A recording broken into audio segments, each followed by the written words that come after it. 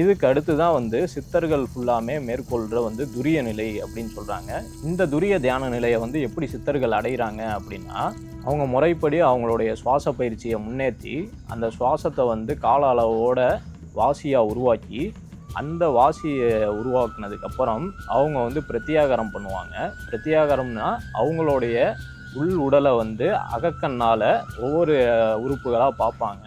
அந்த உறுப்பில் ஏதாச்சும் ஒரு குறை இருந்துச்சுன்னா அங்கேயே அதுக்கு வந்து ஒரு உத்தரவாக போட்டுருவாங்க. எனக்கு வந்து இந்த உறுப்பு வந்து பிரச்சனையாக இருக்குது, நான் அகக்கண்ணில் பார்த்தப்ப அது வந்து சரியாகணும் அப்படின்னு சொல்லி. அங்கே வந்து இரத்த ஓட்டமும் அதிகமாக இருக்கும், சக்தி ஓட்டமும் அதிகமாக இருக்கும். அந்த பிரச்சனையை வந்து கிளியர் பண்ணிடும் அந்த பிரத்தியாகாரம் நிலையில். பிரத்தியாகாரம்க்கு அடுத்து வந்து தாரணைன்னு ஒரு நிலை இருக்குது. தாரணைக்கு அடுத்து தியானம்னு ஒரு நிலை இருக்குது. இந்த தியான நிலையில் தான் வந்து துரியம்ன்ற ஒரு எண்ணிலடங்கா சக்தி மெடிடேட்டிவ் ஸ்டேட்டை வந்து நம்ம அடைய முடியும். இந்த துரிய நிலையில் இருக்கும்போது வந்து அவங்க மக்களுக்கு வந்து இப்போ யாராச்சும் ஒரு பிரச்சனைன்னு வராங்கன்னா இந்த துரிய நிலையில் வந்து அப்படி தான் வந்து சித்தர்கள் வந்து இந்த துரிய நிலையை பயன்படுத்தி ஒவ்வொரு மக்களுக்கும் ஒவ்வொரு நோயாளிகளுக்கும் வந்து அவங்களுக்கு உரிய பிரச்சனையை வந்து தீர்த்துக்கிட்டு இருக்காங்க இந்த துரிய நிலையில்.